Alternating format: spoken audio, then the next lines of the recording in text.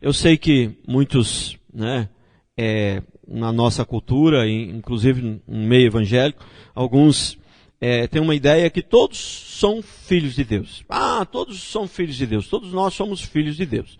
Principalmente, né, na cultura do mundo, tem essa ideia, todo mundo é filho de Deus. Mas se nós formos avaliar as Escrituras Sagradas, né, com bastante cuidado, nós vamos perceber que a Escritura é bem clara em relação a isso. Nem todos são filhos de Deus. Esse é o primeiro princípio da mensagem de hoje. Nem todos são filhos de Deus. Pastor, mas nem todos são filhos de Deus. Nem todos são filhos de Deus. Todos nós somos criados por Deus, né? Mas nem todos são filhos de Deus, né? E nós não podemos ter aquela ideia que criatura de Deus e filho de Deus é a mesma coisa. Não podemos ter essa ideia. Um dia desse até alguém falou para mim assim: pastor, mas nós temos que amar os animais, porque, né, os animais foram criados por Deus. Tá bom, eu não quero nem entrar aqui na questão se a gente tem que amar animal ou não, né? Não é essa a questão. A questão é, só porque foi criado por Deus a gente tem que amar? Aí fica complicado, porque, né, o escorpião foi criado por Deus também, tem que amar. O próprio Satanás foi criado por Deus. Todas as coisas foram criadas por Deus. Tudo foi criado por Deus, né? Então, né, não faz sentido. Nem todos são filhos de Deus. Todos são criaturas de Deus, mas nem todos são filhos de Deus, né? E se nós observarmos as Escrituras Sagradas, nós vamos observar o seguinte: Jesus, antes da morte de Jesus na cruz, ele era sempre chamado de o unigênito Filho do Pai, né? Quer dizer, unigênito, o que significa? Fácil, muito fácil, a palavra já diz, unigênito, único, né? Unigênito Filho do Pai. Por que unigênito? Porque não existia Filho de Deus. O Filho de Deus era só Jesus. Era só Jesus. Ele era o Filho de Deus. Mas depois que ele morreu na cruz e ressuscitou, então, ele nunca mais foi chamado de unigênito. A Bíblia sempre o cita como o primogênito. Agora não é mais então quando ele morreu e ressuscitou, morreu na cruz e ressuscitou, ele deixou de ser o primogênito, ele deixou de ser o unigênito, passou a ser o primogênito, porque agora ele é o primeiro, significa que agora tem muitos filhos de Deus. Então, a pessoa pode se tornar filho de Deus, né? Jesus, quando ele estava no jardim do Getsêmani, uns momentos antes da crucificação, ele disse assim: se o grão de trigo caindo na terra não morrer, fica ele só. Mas se morrer, ele produz muitos frutos. Então ele estava se referindo a ele mesmo. Se ele não morresse na cruz, ele ficava sozinho, ele continuaria sendo o único Filho de Deus. Não existiria 2 filhos de Deus, 3 filhos de Deus, 4, 5, 10, meia dúzia. Não existiria. Ele continuaria sendo só o único Filho de Deus. Se ele não morresse, o grão de trigo caindo na terra não morrer, fica ele só. Mas se ele morrer, ele produz muito fruto. Ele estava se referindo a ele mesmo. Se ele não morresse na cruz, ele continuaria sendo Deus. Ele continuaria sendo o Filho de Deus. Mas só ele só. Não teria outros, né? Ninguém mais seria Filho de Deus. Seria só ele. Mas a partir do momento que ele morreu na cruz, ressuscitou, o Novo Testamento então começa a se referir a Jesus como o primogênito. Agora ele não é mais o único. Agora tem outros. Mas aí vem uma pergunta: mas pastor, mas e os cristãos e os homens de Deus do Velho Testamento? Eles não foram salvos então? Eles foram, os homens de Deus do Velho Testamento foram salvos. Mas eles foram salvos pela fé tanto quanto a gente. Pela graça tanto quanto nós. Só que eles creram, eles foram salvos pela fé porque eles creram no Messias, no Jesus que ainda viria. E nós cremos no Jesus que já veio, né? Então, a morte e a ressurreição de Jesus lá na cruz do Calvário, ela serviu para salvar os que creram no passado, os do presente e os do futuro também. Vê como a morte de Jesus, né, de uma vez por todas, ela é perfeita e ela realmente atinge o objetivo por completo. Mas vamos ler alguns textos aqui então, para você entender isso que eu estou falando aqui, né? 1 João 3, 9 e 10.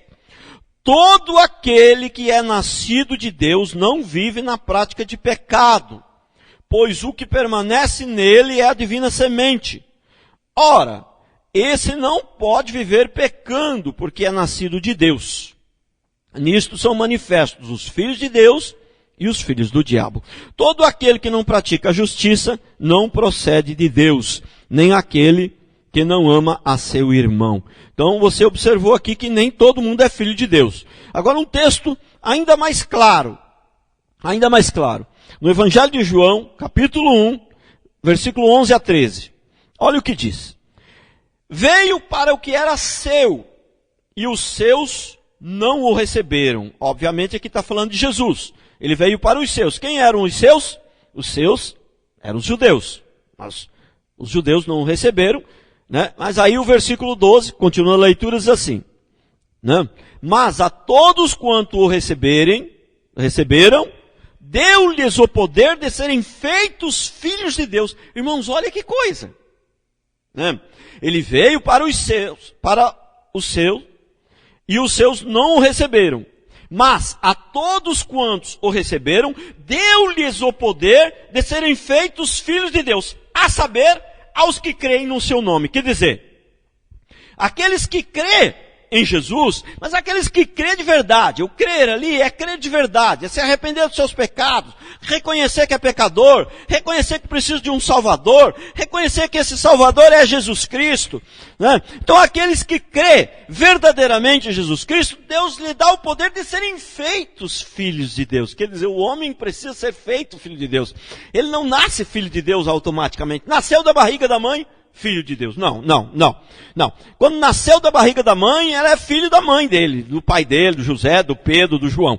Agora, se quer ser filho de Deus, aí tem que nascer espiritualmente. Então vamos ler aqui. Vou ler o texto de novo. Veio para os seus.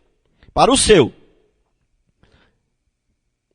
Perdão, vou ler corretamente que eu li errado aqui. Veio para o que era seu. E os seus não o receberam. Mas a todos quanto o receberam, deu-lhes o poder de serem feitos filhos de Deus, a saber, aos que creem no seu nome, os quais não nasceram do sangue, nem da vontade da carne, e nem da vontade do homem, mas de Deus, né? Então, veja bem, nem todos são filhos de Deus, mas pela fé, o homem pode se tornar filho de Deus, pela fé em Jesus Cristo, pela fé no sangue de Jesus Cristo, pelo arrependimento do pecado, pela fé na cruz, na morte, ressurreição de Cristo, é que o homem pode se tornar filho de Deus. A pessoa não nasce filho de Deus, né? Olha aqui, o Evangelho de João, capítulo 3, versículo 3 a 6. Olha como é tremendo aqui o texto e como é claro, não existe dúvidas. Eu costumo sempre dizer, existem alguns textos, existem algumas doutrinas na Bíblia que são de difícil compreensão. Mas a grande parte das Escrituras, a compreensão é simples, é clara. Os textos são claros, são doutrinas claras, e a doutrina da salvação é clara, né? Então, versículo, primeiro, Evangelho de João 3, de 3 a 6. A isto respondeu Jesus: em verdade te digo, que se alguém não nascer de novo, não pode ver o reino de Deus. Olha o que está dizendo aqui. Para a gente entender melhor aqui, vamos contextualizar isso aqui. Irmãos, esse aqui foi Nicodemos, né? Nicodemos era um homem bom, era um homem correto, era um homem justo, e ele foi então ter com Jesus. Ele foi de noite ter com Jesus, porque ele era uma pessoa importante, e sabe-se lá por que ele foi de noite, talvez, para não fosse visto pelos outros, porque pelas outras pessoas, pelos judeus, né? Pelos fariseus, sei lá, sabe lá por que ele foi à noite conversar com Jesus. Então, aí ele vai conversar com Jesus, e é o versículo 4 que diz: perguntou-lhe Nicodemos, como pode um homem nascer sendo velho? Pode, porventura, voltar ao ventre materno e nascer segunda vez? Veja aqui, imagine o pensamento de Nicodemos aqui? Ele estava pensando nas coisas materiais, ele estava pensando na matéria, ele estava pensando, mas pode o homem nascer de novo? Mas Deus está falando de um nascimento espiritual. É espiritual, o espírito. Nascer espiritualmente, ventre de mulher não gera ninguém espiritualmente, né?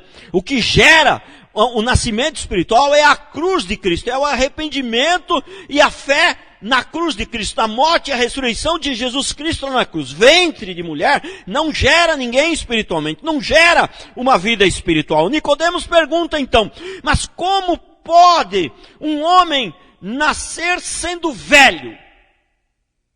Pode, porventura, voltar ao ventre materno e nascer segunda vez? Olha então o que Jesus responde no versículo 5. Respondeu-lhe Jesus: em verdade te digo, quem não nascer da água e do Espírito, não pode entrar no reino de Deus. Quem é nascido da carne, é carne. Quem é nascido do Espírito, é Espírito. São duas coisas diferentes, são dois nascimentos diferentes. Então um homem, ele pode nascer ele pode nascer uma vez só. Uma vez ele vai nascer, mas ele tem que nascer, ele pode nascer uma segunda vez espiritualmente, né?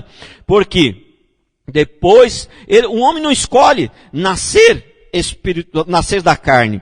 Ele simplesmente nasce, né? Agora, nascer espiritualmente, embora é Deus que nos escolhe, é Deus que nos chama, nós fomos escolhidos antes da fundação do mundo, mas aí também tem a decisão do homem de se converter, da conversão, de nascer espiritualmente, de crer em Jesus Cristo, de confiar nele, de se arrepender dos seus pecados. O que é nascido da carne, é carne.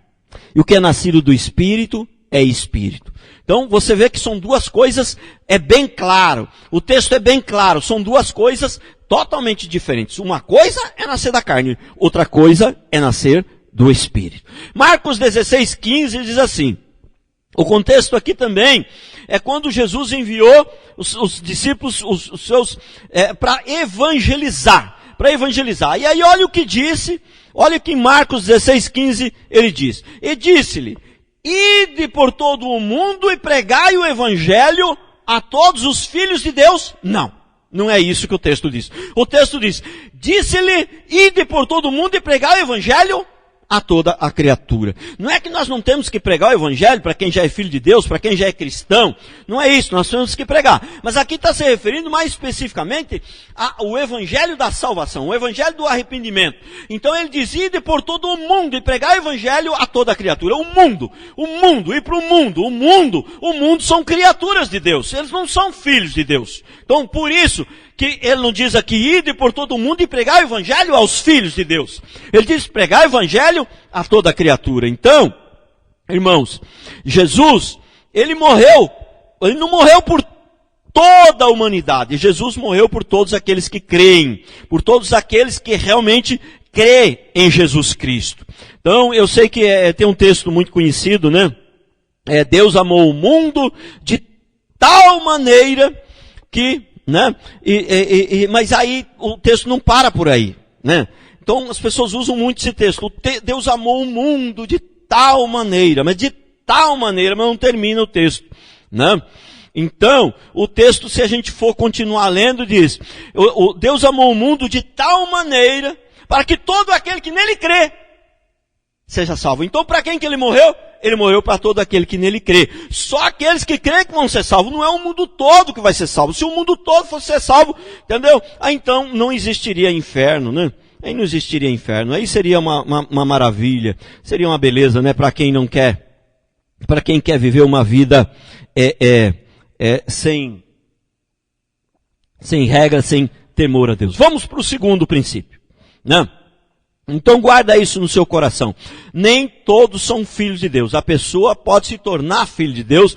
E para se tornar filho de Deus, ela precisa nascer de novo. Quem nasceu da carne é carne. Quem nasceu do Espírito é Espírito. Então, se você nasceu do Espírito, é Espírito. Se nasceu da carne, é carne. São duas coisas diferentes.